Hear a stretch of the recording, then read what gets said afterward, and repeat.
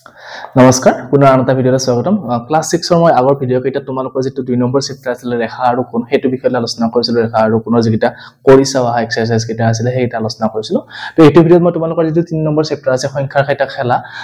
কৰিছা অহা 3.1 3.2 বা 3.3 আৰু যিমান আছে 3.56 হলে মই গোটেইটা আলোচনা কৰিম তো তোমালোকৰ ভিডিঅ'টো চাই থাকিবা আৰু যদি আগৰ অনুশীলনী কেইটাও চোৱা নাই আগৰ চেপ্টাৰ কেইটা চোৱা নাই তেনেহলে হেইটা ভিডিঅ' চাই লবা আৰু চেনেলটো সাবস্ক্ৰাইব কৰি থবা এতিয়া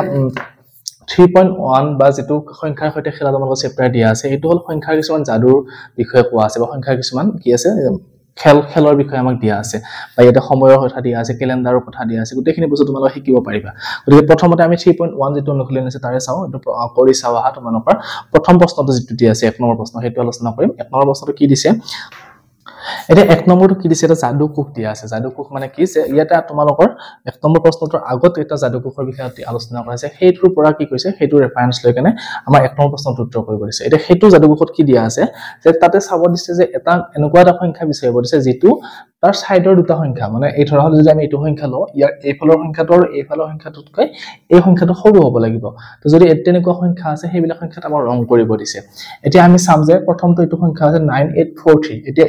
এটুতকে সৰু হৈ জানো নহয় কাৰণ যে ডাঙৰ সংখ্যা হয় 9843 এটো আমাৰ কি আছে 794 টো সৰু সংখ্যা গতিকে আমি এইটো ৰং কৰিব নোৱাৰো ৰং কৰাৰ শৰ্তটো কি যে এনেকুৱা এটা সংখ্যা লব লাগিব তাৰ দুইফালে থকা সংখ্যা দুটা চাব লাগিব যে সেই দুটা সংখ্যাতকে সেই মাজৰ সংখ্যাটো সৰু হ'ব লাগিব তেতিয়া আমি হেতু সংখ্যা কি কৰিম ৰং কৰি দিম এটা 794 794 সংখ্যাটো কি আছে এটো 9843 তকৈ সৰু আৰু ইফালে 4732 তকৈ কি হয় এটো সংখ্যা সৰু হয় গতিকে আমি কি কৰিব পাৰিম এইটোত ৰং কৰি দিব পাৰিম তো তোমালোকে এইটোত ধুনিয়াকৈ ৰং কৰি দিবা নেক্সট 2 নম্বৰ প্ৰশ্ন হেতু চোৱা সংখ্যাটো 4732 এটুতকৈ এটো সৰু নহয় গতিকে এটো আমাৰ কি হ'ব ৰং কৰিব নোৱাৰো আমি তো এবাৰ এটো সংখ্যা চাও এটো সংখ্যাৰ ইফালে সংখ্যা আছে এটুতকৈ এটো সৰু হয় কিন্তু এই সংখ্যাটোতকৈ এটো সৰু নহয় গতিকে আমি এটুটো কি কৰিব নোৱাৰো ৰং কৰিব নোৱাৰো বা নেক্সট 2587 টো চোৱা এই সংখ্যাটো কি হৈ আছে এই সংখ্যাটোতকৈ সৰু এটো 3971 গতিকে এটুতকৈ এটো সৰু হ'ব আকৌ ইপিনে 8753 এটো সংখ্যাও কি হ'ব এটুতকৈ ডাঙৰ হ'ব গতিকে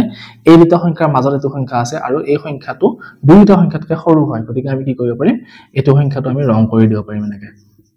হৈ গল নেক্সট এটো বাদ দিয়া বা এটো সংখ্যা চোৱা এটো সংখ্যা চালে কি হ'ব ইয়া এটো সংখ্যা চাব লাগিব আৰু এটো সংখ্যা চাব লাগিব এই দুইটা সংখ্যাতকৈ এটো সৰু হ'ব লাগিব হয় জানো সৰু এটো আছে 8700 এটো আছে 8900 গতিকে ডাঙৰে হ'ল তো আমি ৰং কৰিব নোৱাৰো নেক্সট এটোত চোৱা এটো সংখ্যাও কি হ'ব 9107 টো এটো আৰু এটুতকৈ সৰু হ'ব লাগিব এটো সৰু নহয় ডাঙৰ সংখ্যা হয় গতিকে এটো আমি ৰং কৰিব নোৱাৰো তাৰ পিছতো যেটো 456 আছে 456 হেতু কি হ'ব দুইটা সংখ্যাতকৈ সৰু হয় মাজৰ সংখ্যাটো গতিকে আমি কি কৰিব পাৰিম এই সংখ্যাটো আমি ৰং দি দিব পাৰিম তো আমাৰ 1 নম্বৰটো যেটো জাদু কোষ বনাব দিছিল আমাৰ হৈ গল জাদু কোষটো ধুনিয়াকৈ তো এনেকৈ তোমালোকে বিচাৰিবা যে যেটো সংখ্যা মাজত থাকে আৰু কি হয় তাৰ দুইফালৰ সংখ্যাটো ডাঙৰ হয় আৰু সেই মাজৰ সংখ্যাটো সৰু হ'ব লাগিব হেতু সংখ্যাতে আমি কি কৰিম ৰং কৰি দিম তো আমাৰ 1 নম্বৰটো হৈ গল এবাৰ 2 নম্বৰ প্ৰশ্নটো চোৱা কি দিছে 2 নম্বৰটো আমাৰ খালি ঠাই পূৰ কৰিব দিছে খালি ঠাইত কেইটা দিছে 1 2 3 4 5 6 7 8 9টা তো 9টা ঘৰৰ এখন টেবুল দিয়া আছে আমাৰ ইয়াতে 9টা ঘৰৰ টেবুল এখন দিয়া আছে 1 2 3 4 5 6 7 8 9টা তো প্ৰথমটো আমাৰ কি দিছে সংখ্যাটো চোৱা 3986 3986 তাৰ দুটা ঘৰ খালি আছে তাৰ পিছতো আছে 6837 তাৰ পিছতো খালি আছে আকৌ নেক্সট দিয়া আছে কিমান 8105 নেক্সট দুটা ঘৰ খালি আছে তাৰ পিছতো কিমান দিয়া আছে 7516 এতিয়া আমাক কৈছে কি এই আৰ্হিটোৰ মাজৰ সংখ্যা যেটা আছে সেই সংখ্যাকেইটা খালি ঠাইকেইটা পূৰ কৰিব লাগে আমাৰ তো পূৰ কৰিলে আমাৰ এটো যেটো জাদু কোষ হ'ব সেই চাৰিটা অংক বিশিষ্ট সংখ্যা পূৰ কৰিলে আমাৰ হৈ যাব এতিয়া আমাক এটো প্ৰশ্নত কি কৰিব দিছে যে ৰং কৰাখিনি আমি প্ৰথমে এটো ৰং কৰি দিও এটো ৰং কৰা আছে ইভিনে এটো ৰং কৰা আছে মানে আগৰ যেটো আমাৰ আৰ্হি আছিল সেই আৰ্হিটোৰ মতে কৰিব দিছে অংকটো তো তালিকাখন পূৰ কৰিব লাগে এটা কি আৰ্হিটোৰ মতে কি আছিল যে আমি ৰং কেতিয়া কৰিম যেতিয়া সেই সংখ্যাটোৰ দুইফালৰ সংখ্যাটো ডাঙৰ হয় মানে এটো সাইডৰ এটো সংখ্যাও ডাঙৰ হ'ব লাগিব এটো সংখ্যাও ডাঙৰ হ'ব লাগিব বা ইয়াৰে এটো সংখ্যাও ডাঙৰ হ'ব লাগিব এটো সংখ্যাও ডাঙৰ হ'ব লাগিব তেতিয়াহে আমি কি কৰিব পাৰিম ৰং কৰিব পাৰিম গতিকে আমি কি কৰিম এতিয়া এটুতকৈ ডাঙৰ সংখ্যা লিখি দিব লাগিব এটো কিমান আছে 3986 আছে গতিকে এটো লিখিব লাগিব আমি 3000 তকৈ ডাঙৰ গতিকে আমি লিখিলো কি 4001 লিখিলো এটো ডাঙৰ হৈ গল নেক্সট আমি আকৌ কি কৰিব লাগিব এটো সংখ্যা ৰং কৰিছে যেহেতু গতিকে তাৰ এটো ডাঙৰ হ'ব লাগিব এটো ডাঙৰ হ'ব লাগিব তো এটো কিমান আছে 6887 আছে তো 6837 আছে গতিকে 6837 তকৈ এটা কি ডাঙৰ সংখ্যা লিখিব লাগিব তো লিখিলে কি হ'ব এটো ধৰা হল 35 লিখি দিলো এটুকৈ ডাঙৰ হৈ গ'ল আকৌ ইফালৰটো এটুকৈ ডাঙৰ লিখিব লাগিব আকৌ হেতু চাবা এটু এনেকৈ ডাঙৰ হ'ব লাগিব যে এটু এটুতকৈ ডাঙৰ হয় কাৰণ এটু সংখ্যা ৰং কৰা আছে যেহেতু গতিকে 8105 কৈ ডাঙৰ হ'ব লাগিব এটুতকৈ ডাঙৰ হ'ব লাগিব এটুতকৈ ডাঙৰ হ'ব লাগিব গতিকে আমি 9000 মান লিখি দিও 9025 লিখি দিলো তো 9025 টো কি হ'ল আমাৰ এটুতকৈ ডাঙৰ হৈ গ'ল এটুতকৈ ডাঙৰ হৈ গ'ল তো আমাৰ এখিনলে ফিল আপ হৈ গ'ল নেক্সট এবাৰ এটু চাম এটু সংখ্যা কি হ'ব লাগিব এটুতকৈ ডাঙৰ হ'ব লাগিব 8105 কৈ কাৰণ ৰং কৰিছো মানে কি তাৰ দুই ফালৰ সংখ্যাটো ডাঙৰ হয় গতিকে এটো আমি ৰং কৰিলে কি ডাঙৰ হলে কি হ'ব 8105 কৈ ডাঙৰ লিখি দিয়া 8232 হৈ গ'ল এবাৰ আকৌ 7516 আছে গতিকে 7516 কৈ এটো ডাঙৰ হ'ব লাগিব তেতিয়া আমি ৰং কৰিব পাৰিম এটো গতিকে 7516 কৈ ডাঙৰ কি আছে সংখ্যা 7632 হৈ গ'ল ডাঙৰ তো আমি তোমালোকে এনেকৈ ডাঙৰ সংখ্যা যিকোনো লিখি দিব পাৰা কিন্তু এটা বস্তু মনত ৰাখিবা যে এই সংখ্যাটো লিখোতে যে এই সংখ্যাটো এটুতকৈ ডাঙৰ হ'ব লাগিব এটুতকৈ ডাঙৰ হ'ব লাগিব তো হেতু মিলাই কেনে লিখিলে আমাৰ তালিকাখন ফিল আপ হৈ যাব তো 2 নম্বৰটো হৈ গ'ল এবাৰ 3 নম্বৰ প্ৰশ্নটো কি দিছে চাও এবাৰ 3 নম্বৰটো লিখিব দিছে 1000 ৰ পৰা 10000 ৰ ভিতৰ সংখ্যা লিখিব দিছে লিখি কেনে আকৌ সেই একে নিচিনা যাদুকো বনাব লাগে যে মাজৰটো ৰং কৰিব লাগে সৰু হলে বাকি দুটা ডাঙৰ হ'ব লাগিব তো আমি এটা পুনৰাবৃত্তি নকৰাকৈ লিখি দিম সো কি হ'ব এতিয়া যে প্ৰথমটো আমি 1000 লিখি দিলো এটো আমি 1000 লিখিলো নেক্সট আমি এটা লিখিলো কিমান 1050 লিখি দিলো নেক্সট এটো আমি কি লিখিছো যে 1030 এটো লিখিছো আমি কিমান 1304 এটো লিখিলো আমি কিমান 15000 ঠিক মানলে লিখিব আছে সৰি 10000 লে লিখিব আছে 15000 লিখিব নোৱাৰো গতিকে তুমি 1500 লিখিলে হ'ব বা এটো যদি আমি লিখি দিও 5000 এটো আমি 3000 লিখিব পাৰো বা এটো আমি কিমান লিখিব পাৰো 8000 লিখিব পাৰো আকৌ এটো আমি কি লিখিব পাৰো 7000 লিখি দিব পাৰো হৈ গ'ল আমি যিকোনো লিখি দিলো ইয়াতে এটা কি কৰিব দিছে এটো ৰং কৰিব দিছে যিকিটা আমাৰ নিয়ম মতে কি আছিল যেটো সংখ্যা সৰু হয় আৰু দুই কাষৰ সংখ্যা দুটা কি হ'ব লাগিব ডাঙৰ হ'ব লাগিব তো হেতু নিয়মত চাই কেনে আমি ৰং কৰি দিম ইয়াতে এটা 1000 কৈ সৰু এটো হয় নহয় ডাঙৰ সংখ্যা গতিকে আমি ৰং কৰিব নোৱাৰো এটা 1050 আছে 1030 আছে এটুতকৈ এটো সৰু হয় আকৌ এটুতকৈ এটো সৰু হয় গতিকে আমি কি কৰিব পাৰো এটো সংখ্যা আমি এনেকৈ ৰং কৰি দিব পাৰো আকৌ 1360 কৈ ডাঙৰ হয় গতিকে আমি এটো ৰং কৰিব নোৱাৰো বা এটো 5000 সংখ্যা আছে এটো 1500 আছে তো এটো ৰং কৰিব নোৱাৰো আমি সৰু হয় 5000 কৈ 3000 টো সৰু হয় আকৌ 8000 টো সৰু হয় 8000 কৈ 3000 টো সৰু হয় গতিকে আমি এটো ৰং কৰিব পাৰো হৈ গ'ল আকৌ আমি এটো 8000 কৈ 7000 এটো 7000 টো সৰু সংখ্যা 8000 কৈ গতিকে আমি এটো ৰং কৰি দিব পাৰো তো এনেকৈ তোমালোকে যিকোনো সংখ্যা বহাই কেনে ৰং কৰি টেবুলখন ফিল আপ কৰিব পাৰা তো আমাৰ 3 নম্বৰটো হৈ গ'ল আমাৰ নেক্সট 4 নম্বৰটো কি দিছে যে প্ৰশ্ন একত দিয়া তালিকাখন ব্যৱহাৰ কৰি যদি সংখ্যা এটা ইয়াৰ কাষৰ কোষবোৰত থকা সংখ্যাটোতকৈ ডাঙৰ হয় তেন্তে কোষটোত ৰং কৰিব দিছে বা উল্টাকৈ দিছে যে আগতে আছিল সৰু হলে ৰং কৰিব লগা আছিল এবাৰ 1 নম্বৰ প্ৰশ্নটোৱে কৰিব দিছে যদি ডাঙৰ হয় তেতিয়া আমি ৰং কৰিব পাৰিম বুলি কৈছে গতিকে এইটো 1 নম্বৰ যেটো প্ৰশ্ন লিখা আছে এইকেইটা সংখ্যা ব্যৱহাৰ কৰি কেনে আমাৰ 4 নম্বৰটো কৰিব দিছে তো কৰি চাও এটো কেনেকুৱা হ'ব এবাৰ 4 নম্বৰ প্ৰশ্নটো কি কৰে যে উল্টাটো ন আছিল আমাৰ উল্টা আছিল যে যদি ডাঙৰ হয় এটা সংখ্যা সাইডৰ সংখ্যা দুটাতকৈ তেতিয়া হলে আমি কি কৰিব পাৰো হেতু ৰং কৰিব পাৰো গতিকে আমি কি চাম এটো সংখ্যা এটুতকৈ ডাঙৰ হয় গতিকে আমি এটো ৰং কৰি দিব পাৰো আমি এবাৰ এটো ৰং কৰিব পাৰো নেক্সট চাম আমি এটো সংখ্যা এটুতকৈ ডাঙৰ হয় এটুতকৈ ডাঙৰ হয় গতিকে আমি এবাৰ কি কৰিম এটোত ৰং কৰি দিম হৈ গ'ল আমাৰ দুটা ৰং এবাৰ নেক্সট এটো সংখ্যা চাও এটো সংখ্যা এটুতকৈ ডাঙৰ হয় কিন্তু এটুতকৈ সৰু হয় ৰং কৰিব নোৱাৰো আমি এই সংখ্যাটো কি হয় দুটাতকৈ সৰু হয় গতিকে ৰং কৰিব নোৱাৰো এটো সংখ্যাও কি হয় দুটাতকৈ সৰু হয় তো আমি ৰং কৰিব নোৱাৰো এটুতকৈ ডাঙৰ হলে এটুতকৈ সৰু হয় গতিকে আমি ৰং কৰিব নোৱাৰো তাৰ পিছত নেক্সট চোৱা 8900 টো এটুতকৈ ডাঙৰ কিন্তু এটুতকৈ সৰু এটো ৰং কৰিব নোৱাৰো আমি নেক্সট এটো সংখ্যা চোৱা এটুতকৈ ডাঙৰ হয় এটুতকৈ ডাঙৰ হয় গতিকে আমি কি কৰিম এটো ৰং কৰি দিব পাৰো 9107 নেক্সট 456 টো নোৱাৰো সৰু সংখ্যা নেক্সট 997 টো কি হ'ব এটুতকৈ ডাঙৰ হ'ব গতিকে আমি 997 টোত আমি ধুনীয়াকৈ ৰং কৰি দিব পাৰো তো আমাৰ 4 নম্বৰ প্ৰশ্নটো আমাৰ হৈ গ'ল এবাৰ নেক্সট 4 নম্বৰ পিছত প্ৰশ্ন কি আছে ফাৰ্স্ট আৰু এটো সংখ্যা 3.1 অনুকূলনটো বা 3.1 কৰিছো আৰু এই চাৰিটা প্ৰশ্ন আছিল আমি দুটা আলোচনা কৰিলো এবাৰ আমি 3.2 যিকিটা আছে আমি হেকিটা আলোচনা কৰো এবাৰ আমি কৰি চাও 3.2 যেটো আছে হেতু আমি আলোচনা কৰিম কৰি চাও 3.2 এক নম্বৰ এটাই প্ৰশ্ন দিছে আৰু তিনিটা আমাক সমাধান কৰিব দিছে তিনিটা কি হয় তিনিটা যে সংখ্যা ৰেখা দিয়া আছে এই সংখ্যা ৰেখাটো আমাৰ যিকিটা খালি ঘৰ দিয়া আছে এই খালি ঘৰকেইটা আমাৰ ফিল আপ কৰিব লাগিব খালি ঠাইকেইটা পূৰণ কৰিব লাগে এটা সংখ্যা ৰেখা মানে কি আমি পাই আহিছো আগতে সংখ্যা ৰেখা হ'ব লাগিলে কি হ'ব লাগিব যে এইটোৰ পৰা এইটোলে যিমান দূৰত্ব এইটোৰ পৰা এইটোলে সেম দূৰত্ব হ'ব লাগিব একে হ'ব লাগিব মানে যদি আমি ইয়াতে 1 লিখি ইয়াতে 2 লিখো মানে একে 2 হ'ল নহয় আকৌ ইয়াৰ লগত 2 লগত আকৌ একযোগ কৰিলে 3 হ'ব লাগিব এইটো 3 লগত আকৌ একযোগ কৰিলে 4 হ'ব লাগিব মানে যদি 1 কে ডিসটেন্স দিও প্ৰত্যেকটো ভাগতে 1 দিব লাগিব যদি 100 কে দিও প্ৰত্যেকটো ভাগতে 100 হ'ব মানে এইটো 100 হলে এইটো 200 এইটো 300 এইটো 400 এনেকুৱা হৈ যাব এতিয়া আমি যদি 4000 আছে এইটো 12000 আছে তো মাজৰ যিকিটা ঘৰ আছে প্ৰথমতে এইকেইটা ফিল আপ কৰিম তাৰ পিছত আমি বাকিকেইটা গম পাম এটা মাজৰ ঘৰকেইটা কিমানকৈ বাঢ়ি যাব হেতু আমি কেনেকৈ নিৰ্ণয় কৰিম চোৱা প্ৰথমতে কি কৰিম যে যেটো ডাঙৰ সংখ্যা আছে এটো পুৰা সৰু সংখ্যালৈ বিয়োগ কৰি দিম 12000 পৰা 4000 বিয়োগ কৰিলে কিমান থাকিব আমাৰ 8000 থাকিব তো 8000 ক আমি কেইটা ভাগ কৰিব লাগিব এটা কেইটা ঘৰ হৈছে টোটাল এটা দুটা তিনিটা চাৰিটা ভাগ হৈছে গতিকে 8000 ক আমি কি কৰিব লাগিব 4 ৰে হৰণ কৰিব লাগিব তো 8000 ক 4 ৰে হৰণ কৰিলে কিমান হ'ব